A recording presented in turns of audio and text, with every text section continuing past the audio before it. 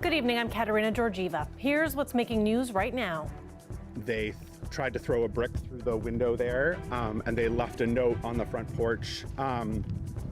Basically, it was just filled with hateful messages and slurs. Never expressed an intention to play, and certainly never paid any money to play. So in that circumstance, there would be no basis to compensate him. What I'm going to do, is like the old cowboy movie. I'm going to fade off right off into the sunset and be yesterday's news. Thanks for joining us. A 19-year-old man in Windsor is facing a terrorism charge after he allegedly applied to join a banned neo-Nazi group. The CBC's Chris Ensing is here live in studio to tell us more. Chris, what do we know so far? Kat said Bertrand was known to Windsor police, already charged with crimes that they say incited hate against the LGBTQ community. This morning, Bertrand was charged with a terrorism charge. The family kind of went through a little bit of a traumatic experience. Aaron Bergeron describes it as an attack, feeling targeted by Seth Bertrand last May because of his pride flag. Here's video from that night. A man runs up to the lawn, drops a brick, and carries something to the porch. Seconds later, he picks up the brick, throwing it at the window. It misses. Bergeron took a photo of that note. Basically, it was just filled with hateful messages and slurs and talking about how they know who we are and they know where we live. At the top of that note, the name Otwoffen. Police charged Bertrand with mischief for this attack months earlier. The Trans Wellness Ontario building was vandalized and damaged. Bertrand was charged with multiple counts of mischief, charging documents saying his acts, quote, incite hatred against an identifiable group, namely the LGBTQ community. Now he's facing a terrorism charge. The RCMP says between February and May of 2021, the 19-year-old joined a listed terrorist entity, and he offered to perform tasks for the group. That group, the same one from the note on Bergeron's door. That Wolfen division, also known as the National Socialist Order, was listed as a terrorist entity by Canada last February. We do the work we do because we think the far right is an important and very dangerous threat. Patrick Hermison is a researcher with Hate No More based in the United Kingdom. It's a very extreme group that's kind of influenced the rest of the online far right to an extreme degree. The tricky thing with these groups is that because they're so online focused, they are decentralized in their nature. They have different sort of cells, which is part of their intention. It's hard to sort of give you a clear hierarchy of them. The RCMP said they will not comment on the case. Bergeron found out about the charges today. Well, I'm sad for this person, but I am also very grateful that the RCMP is going forward with this kind of a charge. Bertrand's lawyer tells me that he doesn't know why the charge was being laid now, and the allegations stem from those charges that were laid last year. He called that both troubling and problematic. None of these charges have been proved in the courts. Bertrand appears in court later this month. Thanks for this, Chris. CBC's Chris Ensing live in studio for us tonight. The dispute over a $1 million lottery ticket continues. The 16 winners are fighting back. This after a Windsor man claims he was wrongfully cut out of the win, filing a lawsuit. Now the defense is laying out its case. Well, there's really one fundamental key rule. You have to pay to play. According to the defense, Philip Tsotsos failed to do just that for the winning ticket, drawn in June 2021. Statements say the plaintiff was not included in the winning draw and not entitled to the prize because he didn't ask to be included and didn't pay to play, nor did he ask for someone else to pay on his behalf.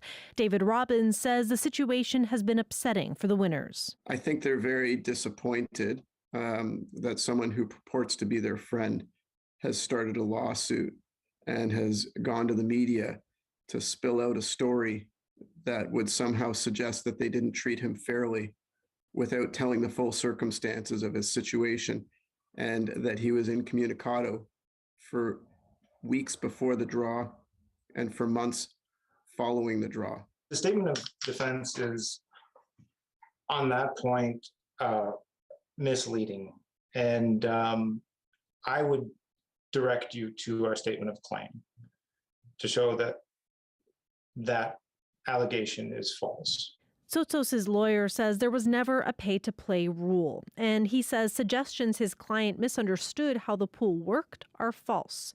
Tsotsos, a pizza delivery driver and former FCA worker, says he had been in the lottery pool for years. He says in 6 years, he's never been cut off before. The statement of defense also cites a number of personal and financial issues that Tsotsos had allegedly been dealing with. DeLuca says that's been painful and unnecessary. I do know that it's been a nightmare for Phil. And in retrospect, for me, it's really stunning because Phil predicted all of this. He said they're going to go for the jugular. The statement of defense also claims this is simply a desperate afterthought from a regretful, troubled, and jealous person. But DeLuca says that's false. This is a story of an injustice. That is our response to this idea that it's jealousy. It's not jealousy. It's we're trying to right a wrong and hopefully bring some healing here. Now the pleading stage continues. Tsotsos is still hoping for a settlement, while the defense hopes to see the case thrown out.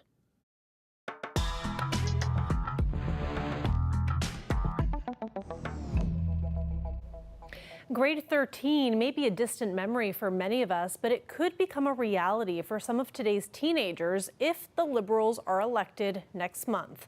It's part of their education plan. Stephen Del Duca says it is needed to support students after 2 years of the pandemic. Lorenda Redekop explains. It's an optional grade 13. It's not compulsory. Surrounded by high school students, Stephen Del Duca announced a Liberal government would fund an extra year of high school for at least 4 years.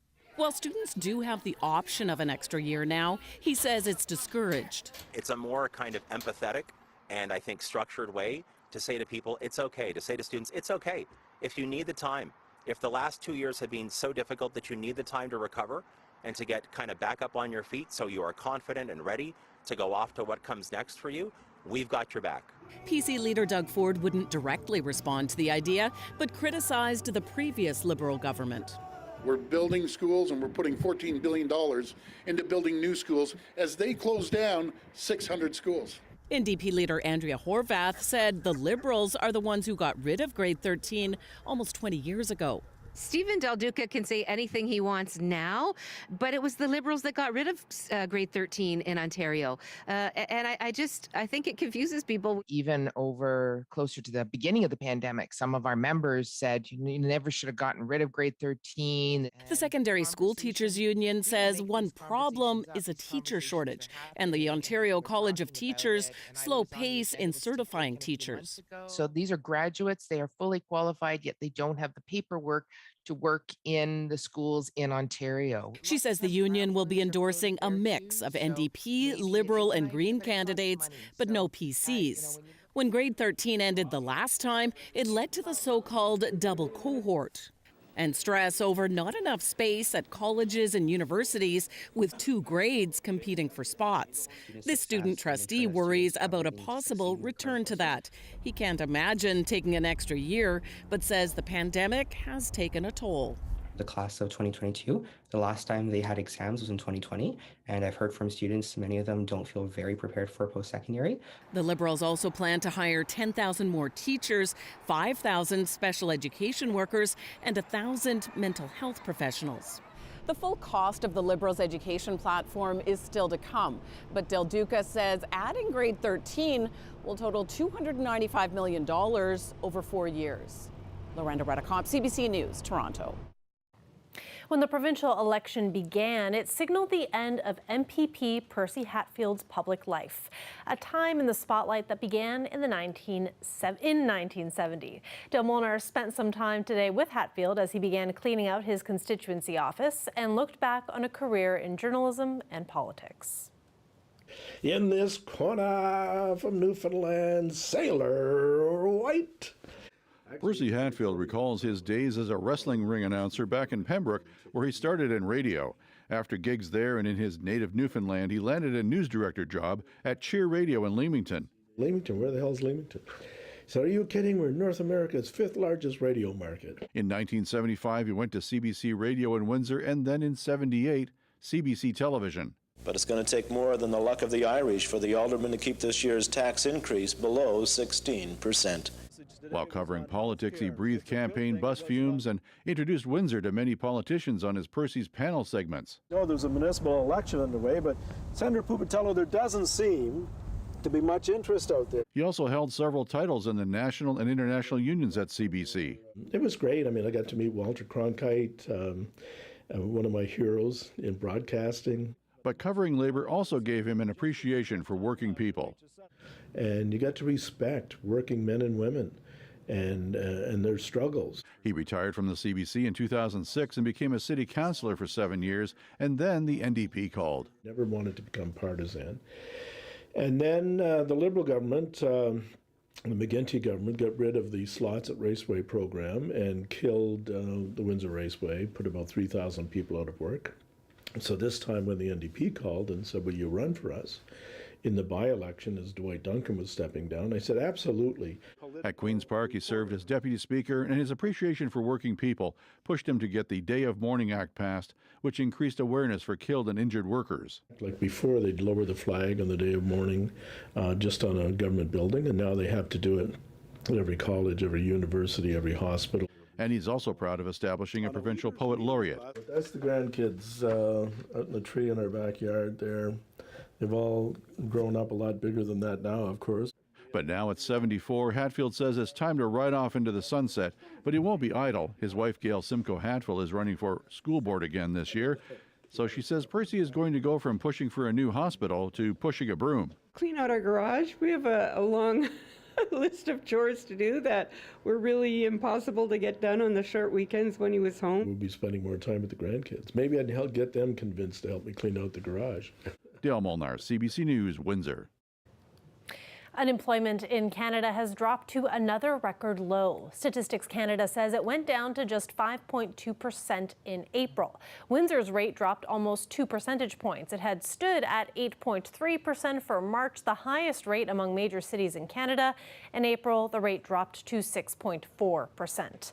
The Canadian economy added a little more than 15,000 jobs last month. That was less than expected, but it still trimmed 0.1% off the March unemployment rate, which was also a record low. Economists say the moderation in job growth may be a sign of a return to more normal conditions. Public administration and professional, scientific, and technical services saw big employment gains. Construction and retail took losses. Small business owners in Windsor have a little longer to get some financial relief. Federal funding will go to owners who lost money during the Ambassador Bridge blockade. The deadline has been pushed to May 27th to give more businesses the time and opportunity to apply. There's a lot of work. It's not just writing a check or sending a wire. You have to do the evaluation. You have to do the review. You have to do the approval. You'll have to get the paperwork in and make sure that's done. Wanted to get people the opportunity to apply because we know small businesses especially are very busy, and it does take some time to do the application.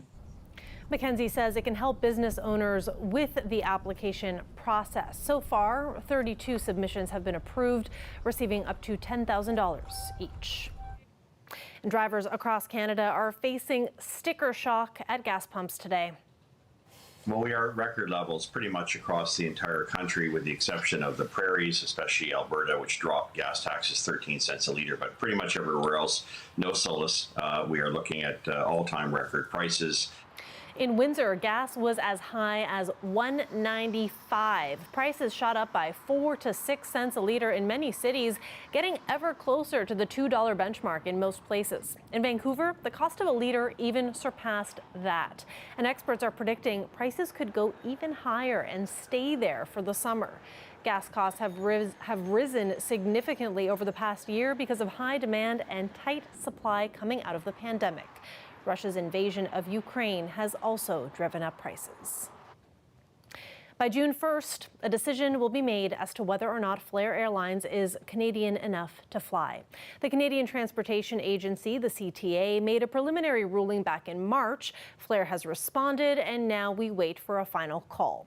The initial ruling found the airline may not be controlled, in fact, by Canadians and may therefore not be Canadian as defined in the Canada Transportation Act. If a panel decides it's not Canadian, Flair's licenses would be suspended and would not be able to fly out of Canadian airports. That impacts us here in Windsor because Flair has plans to fly out of YQG starting in December. Windsor Airport says it supports the airline as it works through any issues with the CTA, and Flair Airlines issued a statement to say it's working to resolve the matter. A retirement community is helping women from Hiatus House get back on their feet with their Pack a Purse campaign. More than 300 purses have already been collected. Here's a look at the impact. And like a variety, okay? So we have a lot of residents that previously were very active in the community. Over the last couple of years, they haven't been able to get out and help others like they're used to. So we asked members of the community, our residents, families, and staff to buy new items like toiletries, shampoo bottles, conditioner, soaps, lotions, phone chargers, anything that would benefit someone who's starting out fresh again. To see the donations come in and the positive feedback from community members that have no affiliation with our home has been unbelievable. Well, I think it's great that people are donating to help others that are in need. Well, it's very important. I mean, they, maybe someday, like Ruby said there, that we'd be in the same place and we'd need help too. So this is a good way to do it. It is the first Mother's Day for many moms with new babies, so we wanted to hear from them. Jessica Santos and her husband received their bundle of joy just 7 weeks ago, and she's looking forward to celebrating this weekend as a first-time mom. Yesterday, he smiled like for real for the first time. So they say in the beginning they smile, but it's more of like a smirk from like gas. But yesterday and today, he definitely smiled, like for real smile. Like as we were talking to him, he was like, he smiled. So I know it was so cute. I mean, that is a cute little baby. Congratulations to her, and a live look there. Right after the break, we're going to go to Dahlia Ashery and we'll talk about the weather and what we can expect in the forecast on your Mother's Day. Stay with us.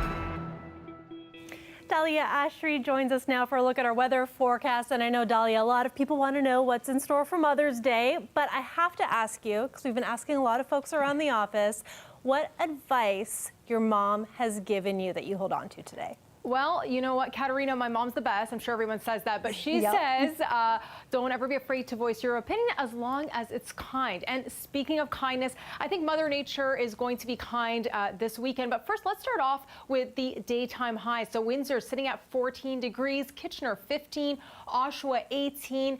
Windsor is at 14. That's still below the normal high, which is 19 for today. And looking at the current temperatures, Windsor is at 14, Chatham-Kent 14 as well, Sarnia 17, London 15, and Windsor is 14. It's a little cooler, and I'll explain that in a second. That's because you have these northerly winds coming just from a little bit pocket of that water right there coming down, making it a little cooler.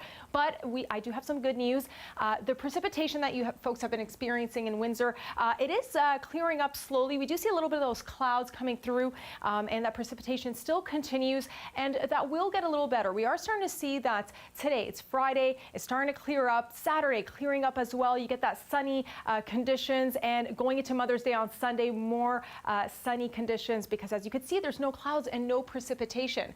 And let's take a look as well. The precipitation, like I said, the clouds will be clearing up. That will get better. And overnight tonight, we have Windsor sitting at 10 degrees. There's still a little bit of that rain. Leamington, 8 degrees, rain, precipitation as well. Sarnia and London, cloudy, but no precipitation there. And let's take a look at your weekend. Saturday, we have a little bit of those clouds, but temperatures are nice and high up there. 17, a low 16.